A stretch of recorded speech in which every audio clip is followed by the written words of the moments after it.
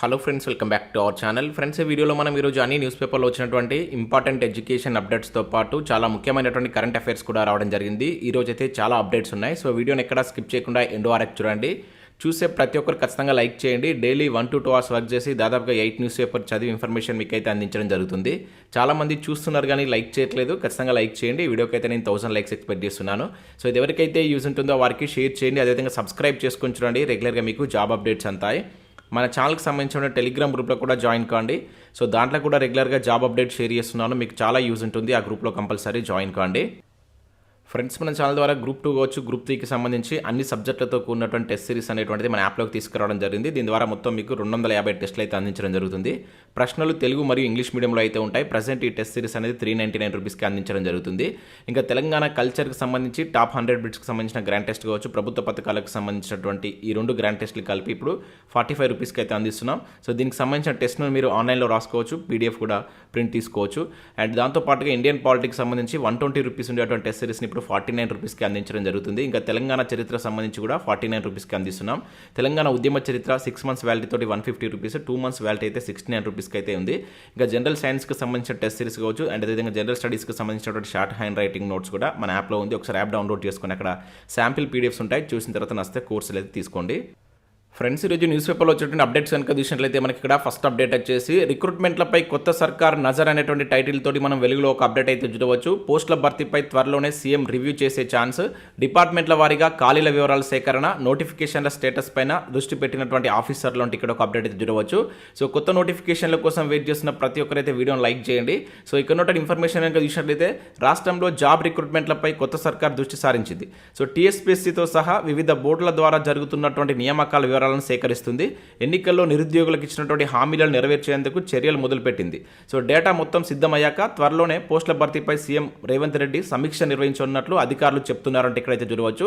So job క్యాలెండర్కి అనుగుణంగా పోస్టుల భర్తీపై చర్యలు చేపట్టనున్నట్లు పేర్కొన్నారు. సో ఇందులో భాగంగా కొత్త సర్కార్ రిక్రూట్మెంట్ స్టేటస్ డేటాను సేకరిస్తున్నట్లు వెల్లడించారు. సో ఇప్పటికే టీఎస్పీఎస్సీ కావచ్చు, గురుకుల, మెడికల్, అదేవిధంగా పోలీస్ రిక్రూట్మెంట్ బోర్డులు, స్కూల్ ఎడ్యుకేషన్ అధికారులతో సిఎస్ శాంతి కుమారి ఆదేశాలతో ఫైనాన్స్ డిపార్ట్మెంట్ అధికారులు సమీక్షించారని చెప్పేసి కూడా ఇక్కడ ఇవ్వడం జరిగింది. సో జారీ చేసినటువంటి నోటిఫికేషన్లు ఎన్ని పోస్టులు భర్తీ చేస్తున్నారు, స్టేటస్ ఏంటి అనేటువంటి వివరాలు సేకరించారు. So exams results, final appointment orders ఎన్ని రోజుల్లో ఇచ్చేటువంటి ఛాన్స్ ఉంటుందనేటువంటి డేటాను కూడా అడిగి తెలుసుకున్నారంటే ఇక్కడ చూడవచ్చు. సో గత ప్రభుత్వం ఎన్ని పోస్టులకు ఫైనాన్స్ శాఖ క్లియరెన్స్ ఇచ్చింది, సో ఎన్ని నోటిఫికేషన్లు రిలీజ్ అయ్యాయనేటువంటి అంశాలపైన కూడా చర్చించారంటే ఇక్కడ చూడవచ్చు. సో దీంతో పాటు వివిధ డిపార్ట్మెంట్లో వాస్తవంగా ఉన్నటువంటి ఖాళీలు, నోటిఫికేషన్లో పేర్కొన్నటువంటి పోస్టుల మధ్య వ్యత్యాసం ఎంత అనే దానిపైన కూడా దృష్టి పెట్టినట్టు తెలిసింది. సో కాంగ్రెస్ అధికారంలోకి రాగానే మెగా డిఎస్సీతో పాటు గ్రూప్స్ పోస్టుల భర్తీకి నోటిఫికేషన్లు ఇస్తామని తేదీలతో సహా జాబ్ క్యాలెండర్ను ఆ పార్టీ అయితే రిలీజ్ చేసింది. సో ప్రస్తుతం దీనికి అనుగుణంగా ఏ మేరకు మార్పులు చేయొచ్చు అనే దానిపైన సర్కార్ దృష్టి పెట్టినట్లయితే చూడవచ్చు. సో ఇప్పటికే పరీక్షలు జరిగి చివరి దశలో ఉన్నటువంటి వాటిపైన, ఇంకా పరీక్షలు జరగని వాటిపైన త్వరలోనే నిర్ణయం తీసుకునేటువంటి అవకాశం ఉన్నట్లు సమాచారం అంటే ఇక్కడ ఒక అప్డేట్ మనం వెలుగులో అయితే చూడవచ్చు. సో కొత్త రిక్రూట్మెంట్లపైన అయితే ప్రభుత్వం అయితే దృష్టి సాధించిందంటే ఇక్కడ మనకు వెలుగులో అయితే ఒక అప్డేట్ అయితే ఇవ్వడం జరిగింది. నెక్స్ట్ మరొక అప్డేట్ కనుక చూసినట్లయితే గ్రూప్ 2 పై సందిగ్ధం అంటే ఇక్కడ మనం దిశలో ఒక అప్డేట్ అయితే చూడవచ్చు. నిర్వహిస్తారా, వాయిదా వేస్తారా, నిరుద్యోగుల్లో సందేహం, కసరత్తు చేస్తున్నటువంటి టీఎస్పీఎస్సీ వారం రోజుల్లో స్పష్టత అంటే ఇక్కడ చూడవచ్చు. సో నిన్నటి ఈనాడులో కూడా సేమ్ ఇదే అప్డేట్ అయితే మనం చూసాం. సో గ్రూప్ 2 రాత పరీక్ష నిర్వహణపై సందిగ్ధత నెలకొంది. షెడ్యూల్ ప్రకారం నిర్వహిస్తారా లేదా మరోసారి వాయిదా వేస్తారా అని నిరుద్యోగులు అనుమానం వ్యక్తం చేస్తున్నారంటే ఇక్కడ ఒక అప్డేట్ అయితే చూడవచ్చు. సో మనకు 783 పోస్టులతోటి గ్రూప్ 2 నోటిఫికేషన్ అయితే రిలీజ్ అయింది. ఇది మనకు ఇప్పటి వరకు 2 times అయితే పోస్ట్ పోన్ కావడం జరిగింది. దానికి సంబంధించిన ఇన్ఫర్మేషన్ ఇక్కడ ఇచ్చారు. సో టీఎస్పీఎస్సీ కసరత్ అంటూ కూడా ఇక్కడ చూడవచ్చు. సో గ్రూప్ 2 పరీక్షను షెడ్యూల్ ప్రకారం నిర్వహించేందుకు టీఎస్పీఎస్సీ కసరత్తు చేస్తుంది. షెడ్యూల్ ప్రకారం జనవరిలో నిర్వహించేందుకు ఏర్పాట్లు మొదలుపెట్టిందంటూ కూడా ఇక్కడ చూడవచ్చు. సో పరీక్షా కేంద్రాలను గుర్తించాలని జిల్లా కలెక్టర్కు లేఖలు రాసింది. సో గ్రూప్ 1, గ్రూప్ 2తో పాటు ఇతర నియామక పరీక్షల తాజా పరిస్థితిపై ఇప్పటికే వివరాలు తీసుకున్నటువంటి రాష్ట్ర సర్కార్ త్వరలోనే సమీక్ష నిర్వహించనున్నట్లు తెలిసింది. సో ఈ సమీక్షలో గ్రూప్ 2 నిర్వహణపై మరో వారం రోజుల్లో స్పష్టత వచ్చేటువంటి అవకాశం ఉన్నట్లు తెలుస్తున్నట్లయితే ఇక్కడ చూడవచ్చు. ఇక గ్రూప్ 1 పై ఉత్కంఠ అంటూ కూడా ఇక్కడ ఇచ్చారు. సో రాష్ట్రంలో గ్రూప్ 1 ఉద్యోగ ప్రకటనపై కొత్త సర్కార్ నిర్ణయం కీలకంగా మారనుంది.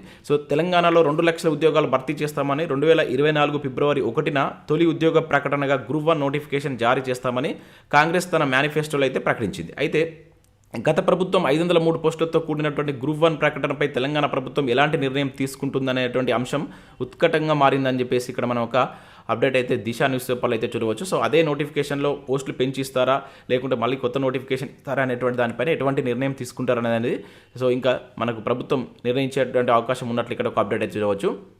సో నెక్స్ట్ అప్డేట్ ఇక్కడ చూసినట్లయితే కొత్త సర్కారుపై నిరుద్యోగులు కోటి ఆశలు అంటే ఇక్కడ మనం మన తెలంగాణలో కూడా దీనికి సంబంధించిన అప్డేట్ అయితే చూడవచ్చు. నోటిఫికేషన్ల కోసం అభ్యర్థుల ఎదురుచూపులు, జాబ్ క్యాలెండర్ విడుదల చేస్తామని మేనిఫెస్టోలో హామీ ఇచ్చిన కాంగ్రెస్, ఉద్యోగార్థులను స్వయంగా కలిసి భరోసా ఇచ్చినటువంటి రాహుల్ గాంధీ, జనవరి 6-7 తేదీల్లో గ్రూప్ 2 పరీక్షలు జరుగుతాయా లేదా అన్న దానిపై సందేహాలంటూ కూడా ఇక్కడ మనకైతే ఇచ్చారు.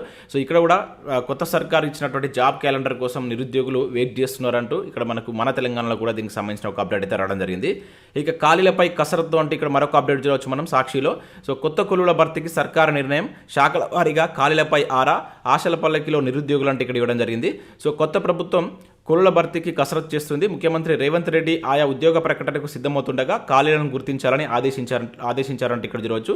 సో జిల్లాల నుంచి ఖాళీల వివరాలు నివేదించాలని సిఎస్ ఆదేశించడంతో ఉమ్మడి జిల్లా యంత్రాంగం చర్యలు చేపట్టినట్లు ఇక్కడ మనకి ఇది కరీంనగర్ జిల్లాకు సంబంధించి అయితే ఇవ్వడం జరిగింది. సో ఇట్లా వివిధ జిల్లాలకు సంబంధించి ఖాళీల వివరాలను సేకరించాలని చెప్పేసి ఇక్కడ ఆదేశాలు జారీ చేసినట్లు కూడా అయితే మనం చూడవచ్చు. సో వీటికి సంబంధించి ఎన్ని ఖాళీలు ఉంటాయి, సో ఆ ఖాళీలను బట్టి మనకు జాబ్ క్యాలెండర్లో వేకెన్సీస్ అయితే డిసైడ్ అయ్యేటువంటి ఛాన్స్ అయితే ఉంటుంది.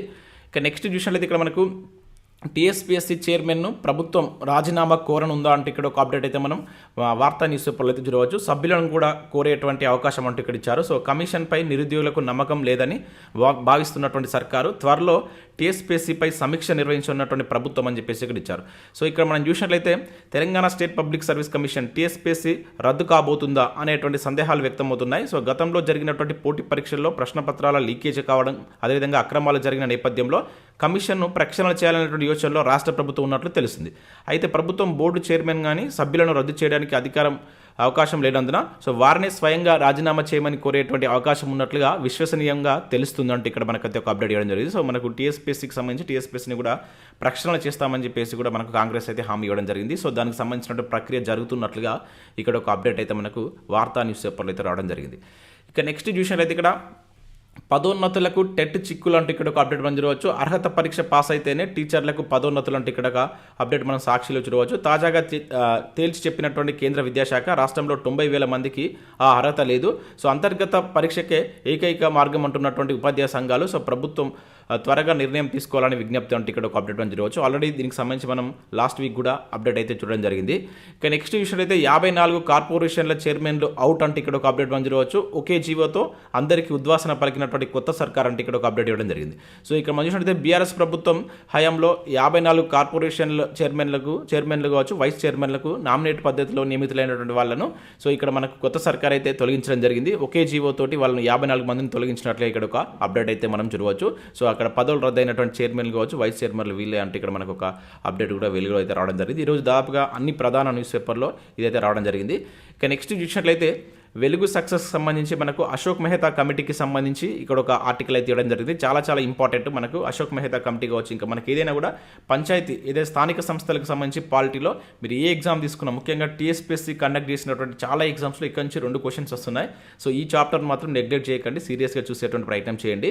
సో ప్రతి ఒక్కరు కంపల్సరీ ఇప్పుడు మనకు కొత్త నోటిఫికేషన్ రాబోతున్నాయి, అదేవిధంగా జాబ్ క్యాలెండర్ ఉన్నటువంటి నోటిఫికేషన్లకు అమలుకు దిశగా కాంగ్రెస్ ప్రభుత్వం కూడా ప్రయత్నిస్తుంది కనుక సీరియస్గా మీ ప్రిపరేషన్ స్టార్ట్ చేయండి. ఇప్పటి నుంచి మీరు సీరియస్గా చదివినట్లయితే మీకు మంచి ఫలితాలు వచ్చేటువంటి ఛాన్స్ అయితే ఉంటుంది. టైం అయితే వేస్ట్ చేసుకోకండి. సో ఇక్కడ దాంతోపాటు ఇక్కడ శాతవాహనులకు సంబంధించినటువంటి బిడ్ బ్యాంక్ కూడా ఇచ్చారు, అండ్ జనాభా విధానానికి సంబంధించి కూడా చూడవచ్చు, అండ్ కరెంట్ అఫైర్స్కి సంబంధించినటువంటి మనకి లేటెస్ట్ కరెంట్ అఫైర్స్ లాస్ట్ వీక్లో వచ్చిన కరెంట్ అఫైర్స్ కూడా ఇక్కడ ఇవ్వడం జరిగింది. వీటన్నిటి గురించి ఆల్రెడీ మనం డిస్కస్ చేసాం. మీరు మన టెలిగ్రామ్లో జాయిన్ కాండి, నేను వీక్లీ వన్స్ వీటిని అక్కడ షేర్ చేస్తూ ఉంటాను. సో ఇక్కడ ఈనాడు ప్రతిభకు సంబంధించి కూడా సో ఇక్కడ జనరల్ స్టడీస్ విభాగంలో రసాయన శాస్త్రానికి సంబంధించినటువంటి ఒక ఆర్టికల్ అయితే వచ్చింది. ఇంకా దాంతోపాటు ఇక్కడ మనకు స్థానిక సంస్థలకు సంబంధించినటువంటి బిడ్ బ్యాంక్ కూడా వచ్చింది. సో వీటిని కూడా డౌన్లోడ్ చేసుకుని ప్రాక్టీస్ చేసే ప్రయత్నం చేయండి. సో ఇవి మనకు వివిధ న్యూస్ పేపర్లో వచ్చినటువంటి education updates. So next current affairs చూద్దాం. ఈరోజు అయితే చాలా కరెంట్ అఫైర్స్ ఉన్నాయి, స్కిప్ చేయకుండా చూడండి, ఖచ్చితంగా లైక్ చేయండి. ఒకటే వీడియోలో మీకు ఎడ్యుకేషన్ అప్డేట్స్ అదేవిధంగా కరెంట్ అఫైర్స్ అనేవి కలిపి అయితే అందించడం జరుగుతుంది. చాలా మంది చూస్తున్నారు కానీ లైక్ చేయట్లేదు, ఖచ్చితంగా లైక్ చేసి మీ మిత్రులకు షేర్ చేసేటువంటి ప్రయత్నం అయితే చేయండి. సో ఇక్కడ మనం ఫస్ట్ కరెంట్ అఫైర్ కనుక చూసినట్లయితే ఛత్తీస్గఢ్ సీఎంగా ట్రైబల్ లీడర్ అంటే ఇక్కడ ఒక అప్డేట్ మనం చూడవచ్చు. సో విష్ణుదేవ్ సాయిని ఎంపిక చేసినటువంటి బీజేపీ అంటే ఇక్కడ ఒక అప్డేట్ అయితే మనం చూడవచ్చు. ఆల్రెడీ రీసెంట్గా మనకు మిజోరాంకి సంబంధించినటువంటి సీఎంను కూడా డిక్లేర్ చేయడం జరిగింది. అతని పేరు ఏంటనేది కింద మీరు కామెంట్ చేసేటువంటి ప్రయత్నం చేయండి. అలాగే తెలంగాణకు సంబంధించి కూడా మనకు కంప్లీట్ అయిపోయింది. ఇంకా మిగతా మధ్యప్రదేశ్ అదేవిధంగా రాజస్థాన్కి సంబంధించిన సీఎంస్ ఇంకా డిక్లేర్ కావాల్సి అయితే ఉంది. సో ఇక్కడ ఛత్తీస్గఢ్కి సంబంధించిన సీఎం పేరు వచ్చేసి విష్ణుదేవ్ సాయ్.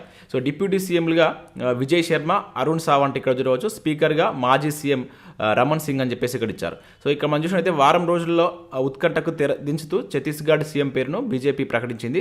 సో ఇక్కడ విధేయ రాముడిగా పేరు పొందినటువంటి ఆదివాసీ నేత సో విష్ణుదేవ్ సాయ్ను ముఖ్యమంత్రిగా నియమించినట్లు ఇక్కడైతే చూడవచ్చు. సో 2024 పార్లమెంట్ ఎన్నికల దృష్టిలో ఉంచుకొని సో విష్ణుదేవ్ సాయ్ వైపు మొగ్గు చూపిందని చెప్పేసి ఇక్కడ ఇచ్చారు. సో రీసెంట్గా జరిగినటువంటి ఎన్నికల్లో మొత్తం ఇక్కడ ఉన్నటువంటి 90 సీట్లకు గాను బీజేపీ 54 సీట్లతోటి అత్యధిక మెజార్టీని అయితే సాధించి అక్కడ ప్రభుత్వాన్ని అయితే ఫామ్ చేస్తుంది. సో నూతన సీఎంగా మనకు విష్ణుదేవ్ సాయ్ అయితే ఇక్కడ నియమించడం జరిగింది. సో ఇక్కడ గుర్తుంచుకోండి, ఇప్పుడు జరిగినటువంటి 5 రాష్ట్రాల సీఎంకి సంబంధించి కావచ్చు, అక్కడ ఉండేటువంటి ఇది అసెంబ్లీ స్థానాలకు సంబంధించి కావచ్చు, ఇంకా ఆ ఫలితాలకు సంబంధించి మనకు రానున్నటువంటి పోటీ పరీక్షల్లో కంపల్సరీ బిడ్స్ అడగడానికి ఛాన్స్ ఉంటుంది. సో ఆ ఇన్ఫర్మేషన్ మీరు గుర్తుంచుకునే ప్రయత్నం చేయండి.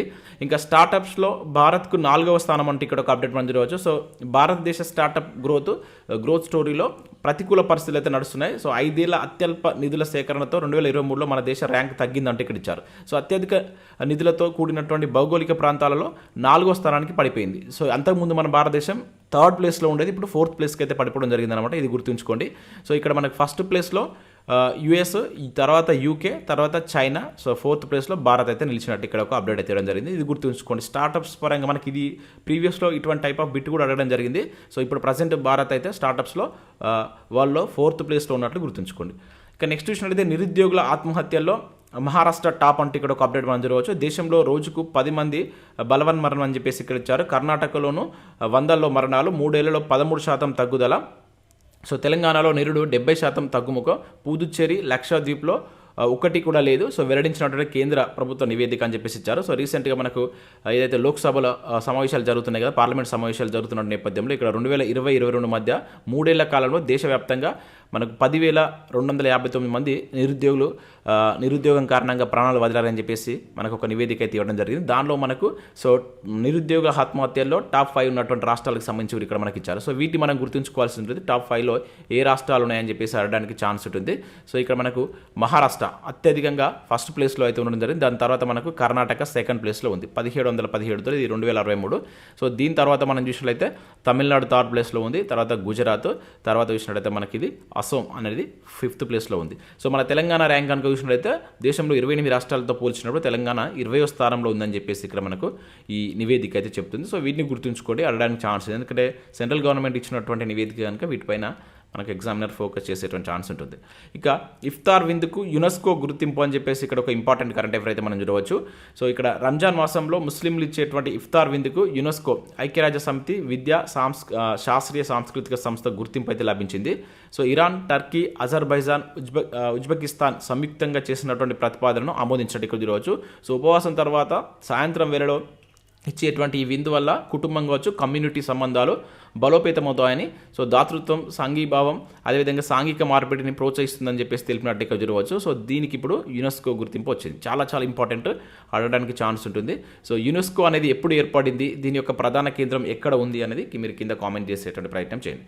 ఇక నెక్స్ట్ చూసినట్లయితే Viksit Bharat at the rate of 2047 voice of యూత్ను నేడు ప్రారంభించినటువంటి మోదీ అని చెప్పేసి ఇక్కడ మనం చూడవచ్చు. సో ఇక్కడ చూసినట్లయితే వికసిత్ భారత్ 2047 వాయిస్ ఆఫ్ యూత్ను ప్రధాని మోడీ సోమవారం ప్రారంభించనున్నారు. సో దేశవ్యాప్తంగా రాజ్భవన్లో ఏర్పాటు చేసినటువంటి వర్క్షాప్లో వీడియో కాన్ఫరెన్స్ ద్వారా ఈ కార్యక్రమాన్ని అయితే మొదలు పెట్టనున్నట్టు ఇక్కడ చూడవచ్చు.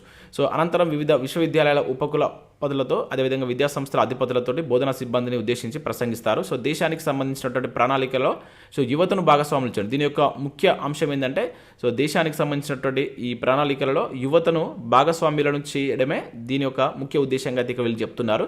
సో దీనిలో భాగంగా మనకు ఈ కార్యక్రమంలో భాగంగా మనకు దేశ యువత ఆలోచనలను పంచుకోవడానికి వికసిత్ భారత్ 2047 వేదికగా మారినట్లు ఇక్కడ మనకు మోడీ చెప్పినట్లయితే ఇక్కడ చూడవచ్చు. సో ఇది ఈ రోజు ప్రారంభిస్తారు. ఈ డేట్ గుర్తుంచుకోండి, ఏ రోజు ప్రారంభించారని చెప్పేసి అడగడానికి ఛాన్స్ ఉంటుంది.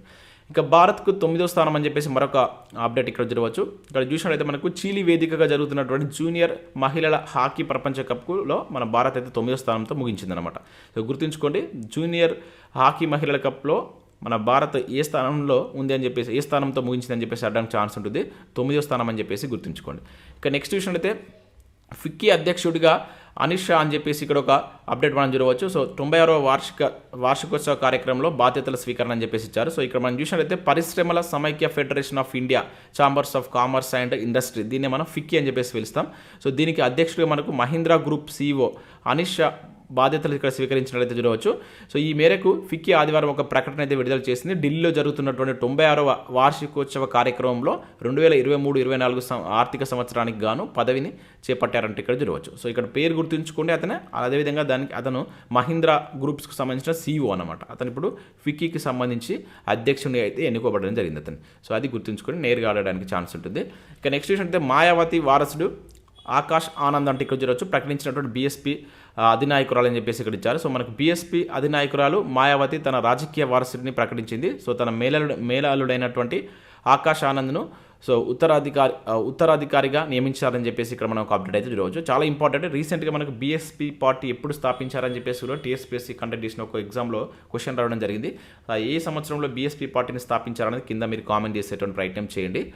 ఇక నెక్స్ట్ విషయంలో అయితే జనవరిలో విజన్ డాక్యుమెంట్ విడుదల అంటే ఇక్కడ ఒక అప్డేట్ చూడవచ్చు. నీతి ఆయోగ్ CEO BVR సుబ్రహ్మణ్యం అంటే ఇక్కడ మనం ఒక అప్డేట్ చూడవచ్చు. 2047 నాటికి భారత్ను $30 ట్రిలియన్ల అభివృద్ధి చెందినటువంటి ఆర్థిక వ్యవస్థగా మార్చే లక్ష్యంతో రూపొందించినటువంటి ప్రతిష్టాత్మక విజన్ డాక్యుమెంట్ వికాసిత్ భారత్ 2047 చివరి దశలో ఉందని చెప్పేసి నీతి ఆయోగ్ CEO BVR సుబ్రహ్మణ్యం ఇక్కడ వెల్లడించినట్టు చూడవచ్చు. సో దీనికి సంబంధించి మనకు 2024 జనవరిలో దీన్ని రిలీజ్ చేయబోతున్నట్లు ఇక్కడ ఒక అప్డేట్ కూడా ఇచ్చారు.